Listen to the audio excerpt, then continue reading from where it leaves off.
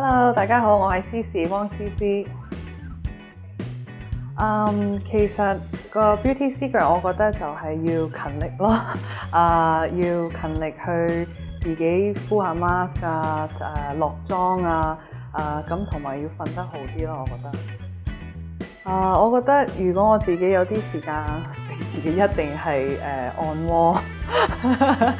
全身按摩。咁再敷下啲 mask 啊，因為呢啲都要有好靜嘅時間去吸收，咁所以我覺得我會選擇呢兩樣嘢咯。其實我哋不嬲 workout 係大家分開自己做嘅，但係呢排咧大家就愛上咗跑步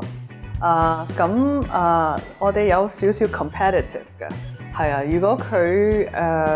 即係瞓醒，即係我一早起身就着好衫咁樣，咁佢見到佢都會你已經去啦，咁佢都起身都會着好衫一齊去跑步咯。我或者 vice versa， 我好懶啊嗰日，佢就特登見到我懶，佢就會自己 ready 去跑步，咁令到我都好 competitive， 我都會起身去着翻衫去跑步咯。食嘢方面咧，因為係啊，我哋有時朋友應酬啊，或者工作啊啲場合啲嘢未必係即係你想即係少油啊咁樣，所以喺屋企咧，我哋自己煮咧就會少啲油。咁但係我會 take about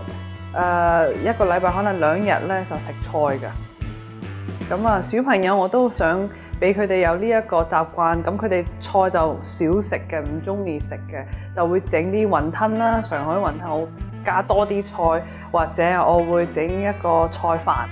咁其實裏面係好多菜多過飯咯，係佢哋唔知嘅啫，哇好味咁樣，但係其實好多菜。